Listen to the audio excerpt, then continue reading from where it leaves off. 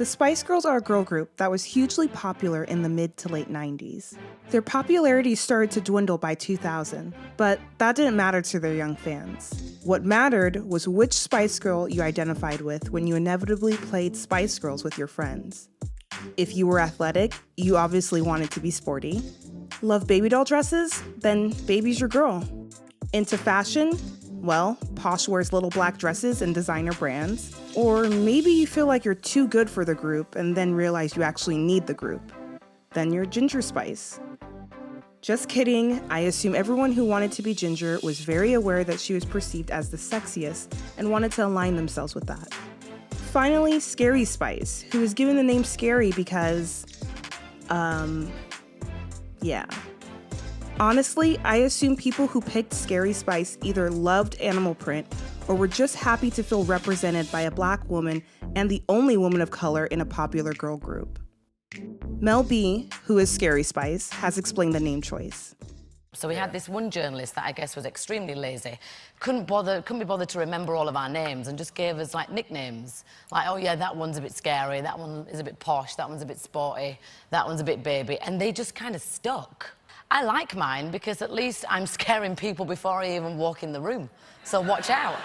I'm glad that Mel B likes her name, but as a black woman myself who was a black girl during the Spice Girls peak, it felt like she was named Scary because she's black. And regardless of the needed representation, her name and packaged persona felt racist. Black people being referred to as scary is not new and wasn't new then. And in white spaces, someone who isn't white being othered and labeled as scary also isn't new. In season 1 of the comedy series Pen15, an episode used the Spice Girls to show two 13-year-olds learning about racism. Let's babble about Pen15 season 1 episode 6, Posh. Pen15 is about two 13-year-old best friends starting the 7th grade in the year 2000. The humor centers around early 2000s references, puberty and the awkwardness of being 13, and the fact that our two main characters, Maya and Anna, are played by adults surrounded by actual 13-year-olds. In the episode Posh, Maya and Anna are working on a group project at Maya's house. The project is about osteoporosis.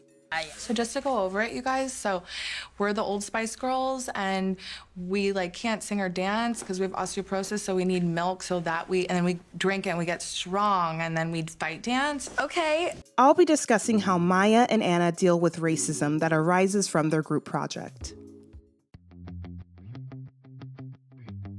Maya is biracial, half Japanese and half white, and in previous episodes of Pen15, we see her engage with her Japanese culture at home. But we also see that her school and neighborhood are predominantly white, and her only friend is Anna. When it's time for her classmates to come over, we could see that Maya is nervous. She wants to impress them and make sure that she's selected as Posh for their group project. She displays a designer bag so her classmates know that she's Posh material, but she also hides identifiable Japanese items in her home, like her Oji-chan shrine. When her classmates arrive, they make Maya feel bad because of the food that she has in her fridge. With the help of Anna, Maya made sure to create an amazing spread so her classmates wouldn't look in her fridge. But that didn't work. Everything we have, so there's nothing in there. Later, there's... It's just to the right. Ew, why is there fish heads in here? Close it. These classmates are not used to this type of food, but they also are revealing their judgmental thoughts about Maya in their reactions. The fact that Maya is hiding part of her culture and didn't want them to see what was in her fridge highlights her concern of being looked at or treated differently. She may not have known how they would have reacted, but she knew that it made her different. Most people don't want to feel different, especially a 13-year-old. On top of the fridge comments, one of the classmates starts talking about ham. Maya, have you any ham?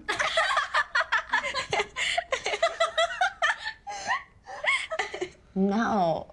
Do you want me to buy some? No, it's like an inside joke. When I first watched this episode, I didn't understand what she was doing.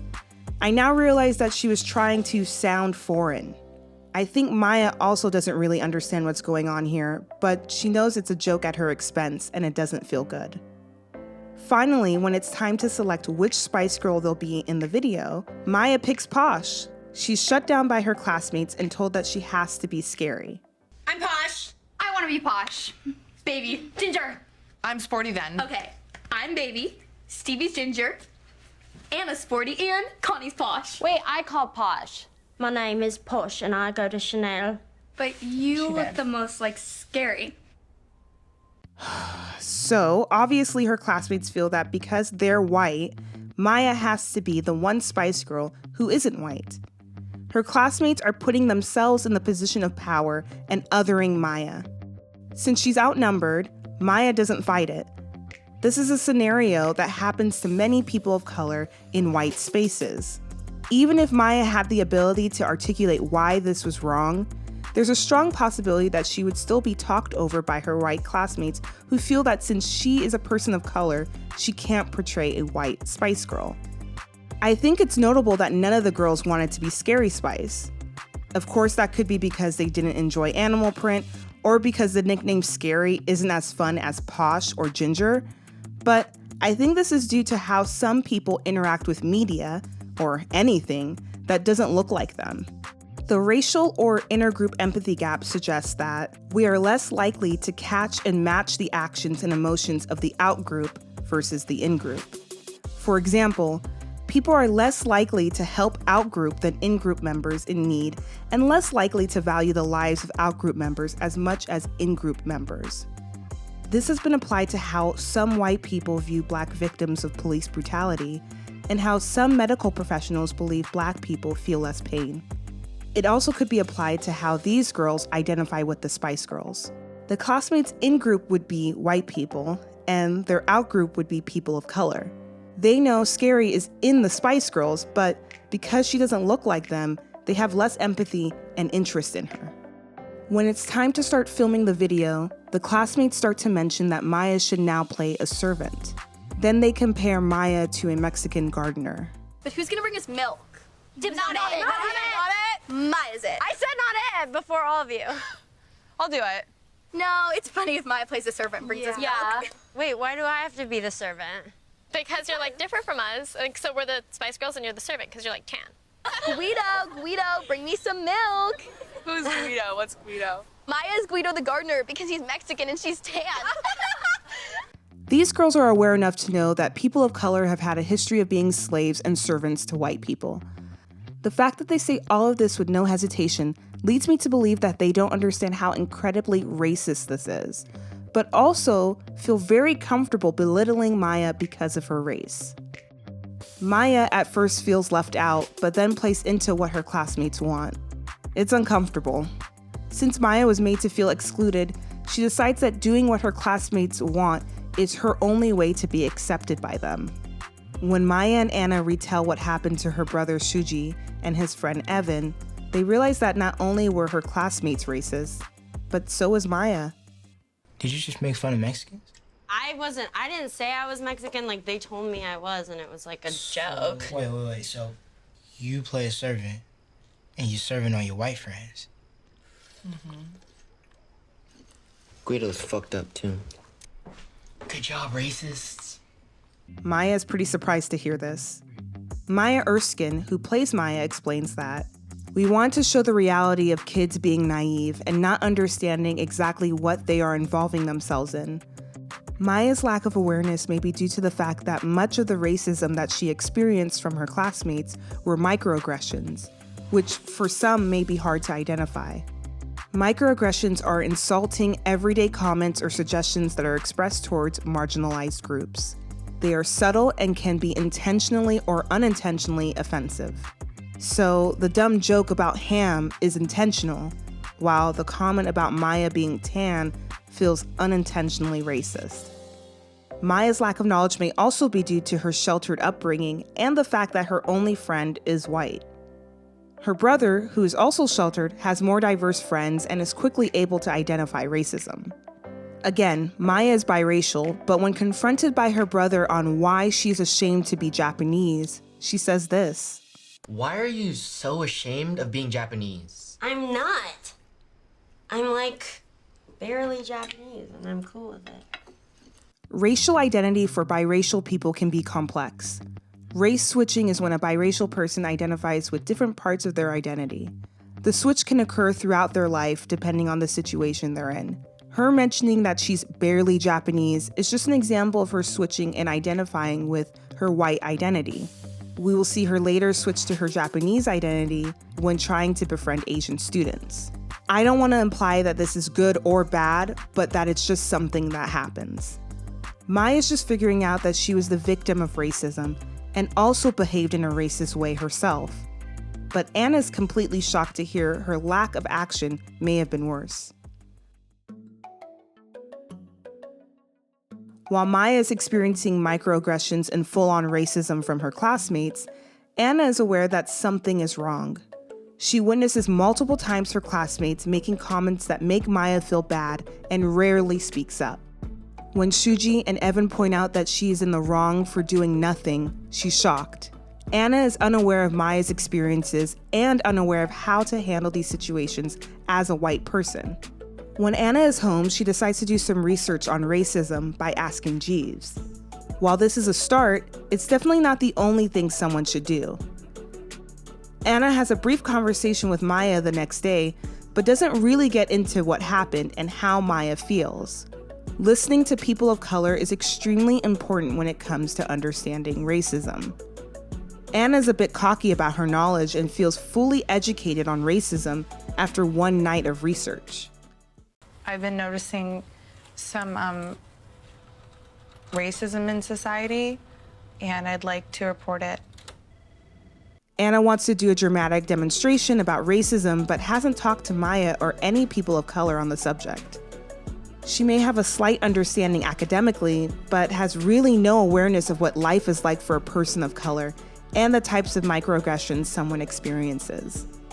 2020 has shown us that there are plenty of academic sources out there on racism, but obviously if racism could be solved by reading alone, we probably would be in a different situation right now. Anna coordinates a dramatic demonstration without school approval and without informing Maya. It backfires. Yeah, that is weird. I bet she eats all kinds of gross foods. And this, you guys, has been an example of racism. I am Japanese. That's not part of this. Anna may have had good intentions, but her cockiness and lack of knowledge only made things worse for Maya. What would be more helpful to Maya than a demonstration would be Anna speaking up and defending Maya when she sees these racist situations. Anna gets into trouble, but won't even acknowledge that she's made a mistake. The only reason I did that was to bring attention because Becca and Stevie and Connie were treating her differently. All right, let's not point the finger, all right? This is about you and all this racism. Instead, she goes on a hunger strike and literally points a mirror to society. When discussing racism, many people have a hard time looking at themselves and taking responsibility for their behavior. I'm just kind of busy, fixing the school. Oh, well, actually, that's not really a bad idea to take a look at yourself, especially when you think something's everybody else's fault. Okay. After Anna's dramatic demonstration, Maya feels awful. Her schoolmates are openly making fun of her and being racist, and her best friend was part of it. She tells her brother what happened with Anna, and he brings her into his friend group. Shuji and his friends try to educate Maya on colorism and racism. Maya comes across as a bit clueless. But my sister doesn't even know what racism is. Yes, I do. It's like when you're mean to people because of their skin color and lynch them. No, it's not always as obvious as that. Then Maya realizes that she's encountered racist comments and situations all her life. Use your head. Do your parents own the cleaners? You look dirty. When did you immigrate here? I've never met an Oriental before. Say something in Chinese. Konnichiwa. Some people may find it odd that it took her so long to be able to identify these situations as racist, but I think it reveals a few things. Even in 2020, some people think racism is solved and that it's a non-issue. Maya could see her family as an example of racism being over since her dad is white and her mom is Japanese. At 13, everything she's taught in school about racism makes it feel like it was a long time ago and it doesn't happen anymore. So when she's finally confronted by a racist moment with her group project, she doesn't recognize it as a racist situation, nor does she understand how to handle it. Shuji and his friends tell Maya that she should stick up for herself and beat up Anna for being racist. Anna finally seems to understand how she made Maya feel and agrees to get beat up by her. Anna listens to Maya and finally admits to her mistake. And I just thought that I was celebrating your heritage. That is so easy for you to say. You don't know what it's like to be me. You're right, I don't. I want to choose which Spice Girl I'm gonna be. You should, and I should have told them that you are Posh Spice. Instead of actually fighting, they play fight and make up. The episode ends with Anna checking in on Maya and apologizing to Shuji. This experience has impacted both Maya and Anna. Anna read about racism, but also learned that just reading is not enough to truly understand it. She now knows that she has to listen and hold a mirror to herself.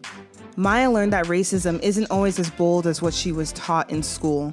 She's now aware that she has experienced racial microaggressions all her life. She also has explored her racial identity as a biracial person. In Posh, Pen15 was able to discuss racism from the perspective of 13-year-olds while being relevant for all ages. Maya and the girls' desire to portray the Spice Girl they most identify with shows the importance of empathy and displays racism in everyday life.